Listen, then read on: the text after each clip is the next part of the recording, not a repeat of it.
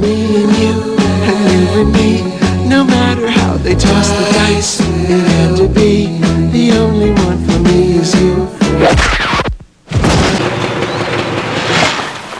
Hey, plumber boy, mustache man, your worst nightmare has arrived. Pack up your stuff! Today we're going to check out PlayStation and Nintendo 64 on an old CRT.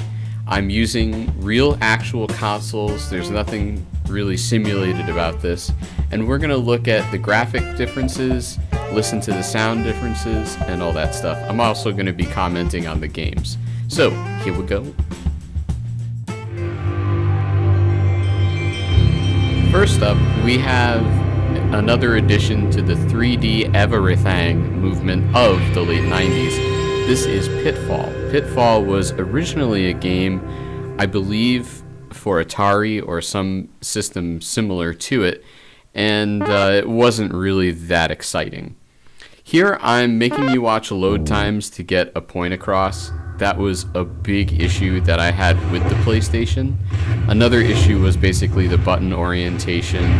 And, you know, I think that the console wars, as Will Wheaton once said, basically the console wars when we were kids, it wasn't about, you know, RAM and all this other important stuff that I'm going to mention. It was just about what you had. So I was a Nintendo kid because that's what I had, and that was about it. Needless to say, we had Homestar Runner Flash animations that would load faster than this thing.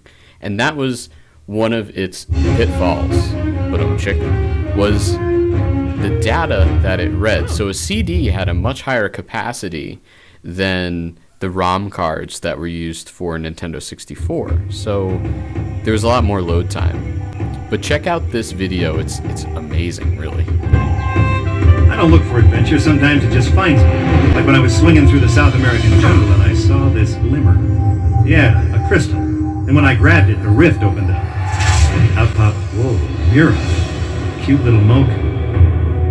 She started gabbing on about this pure energy stuff called Lucence that comes in 2 flavors. The blue stuff's good, and the red's no cherry. Now one Moku got a little too excited with the red Lucence and turned into the Scourge. With the red Lucence, the Scourge imprisoned all of the Mokus and put a force stone over the city.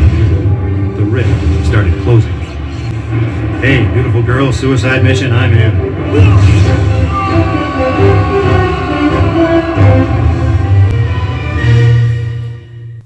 So the data load capacity was infinitely better in terms of the media that everything was stored on, but the PlayStation had a 32-bit CPU that ran at 33.8 megahertz and only had 2 megabytes of RAM. So with that RAM, with that low amount of RAM, it didn't really load games very well. So that's why you'll see they're basically using DVD data for cutscenes.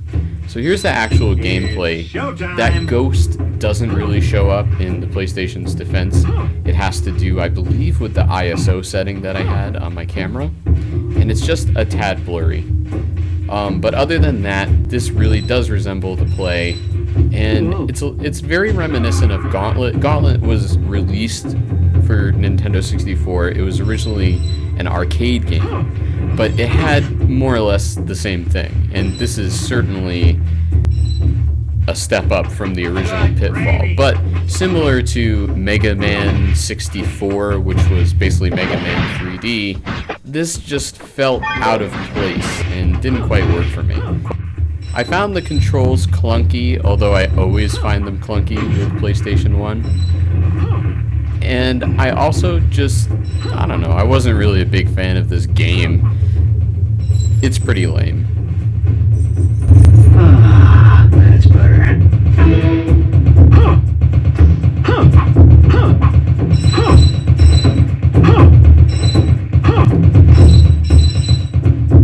Aside from Gauntlet, which as I explained was a port from the arcade, I can't really think of any Nintendo 64 game to compare this to, other than maybe the Donald Duck one, but it's a very loose comparison.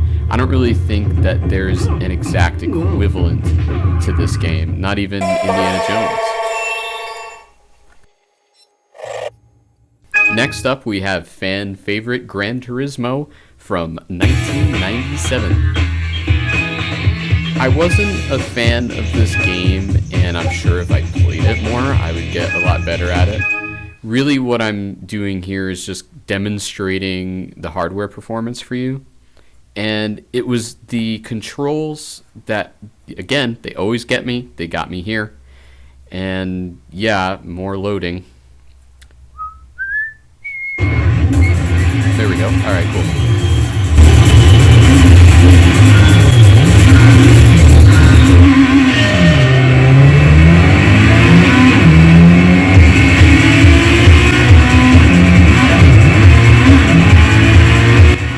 My immediate memories of Gran Turismo was playing it in college, most likely on PlayStation 2. I started college in fall of 2004, if that helps nail that down. I don't know. I'm too lazy to do the research. So here I enjoyed this game, especially the sound. The sound was awesome, but it's always going to be better on PlayStation, the sound, because they have a larger storage, right? So you don't have to basically turn these audio files into compressed sandwiches, and that's why the N64 has inferior sound. This is also some decent graphics for the PlayStation. I was relatively impressed with this game.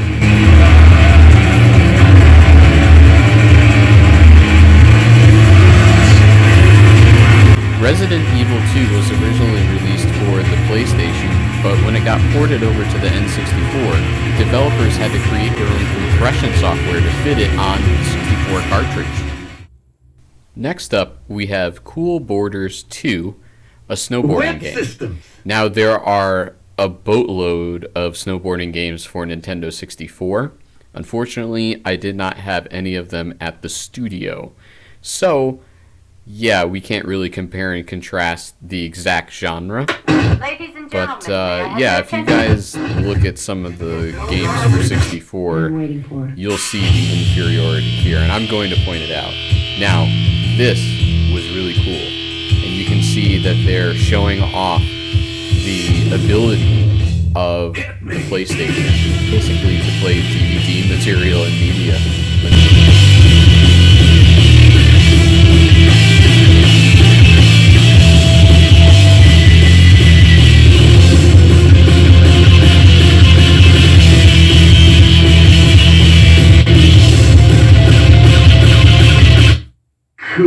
In the 90s, games were all about pre-made media, and even the ones for computers that still had bad graphics, they were able to play some decent videos, so a video would always be inserted, and here the PlayStation is perfect for that, at least on the video end, not so much on the performance end here when you're playing a game, and you will see.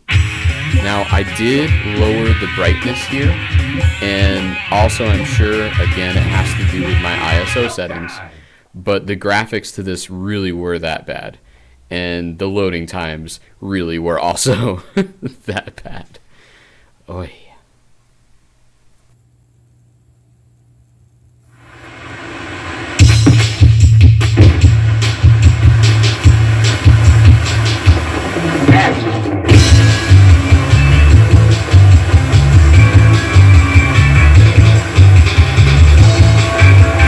Oddly enough, I cannot really complain about the controls here, but look at the graphics. They are just horrid.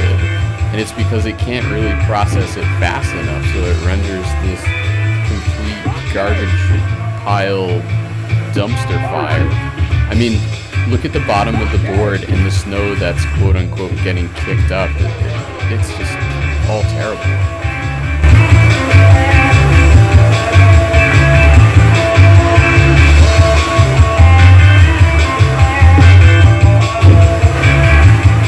So now we're going to compare that with at least the graphics hardware to Nintendo 64.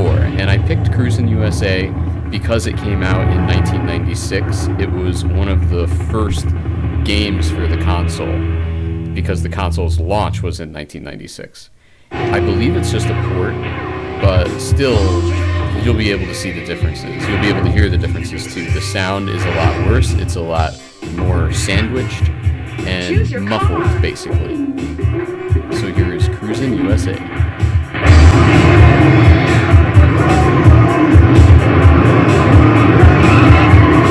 Ready, set, go!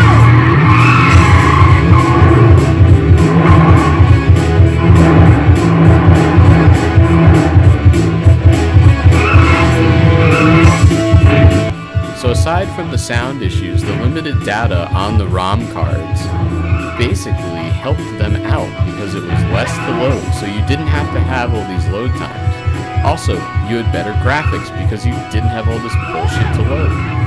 Look at this, it's so much smoother, and it just looks a lot better, doesn't it? All in all, when you are looking at the performance of the hardware on both consoles, the Nintendo 64 will win out in my book all the time because it has much better RAM and a better video card.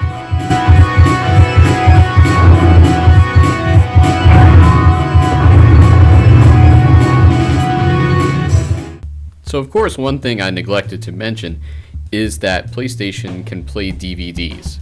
And that was a big selling point because DVD players were relatively expensive back then. So yeah, that's a big thing that the Nintendo 64 doesn't do. And they were so backwards with Nintendo 64 that they tried to develop a disk drive, which I believe was called the 64 Double D or something like that. And that's how ass backwards they were. They thought that they could use discs and cartridges in a day and age when CDs were being used by pretty much everyone, which is why Nintendo's following console, the GameCube, used CDs. They have a lot more data on them, but the thing is you need good processors to process all that data. So as we saw with the PlayStation, it didn't have good hardware. It had great software, but not good hardware. So that, of course, affects the way that the game is rendered, and you get all those cruddy graphics. What do you guys think? Leave your opinion in the comments.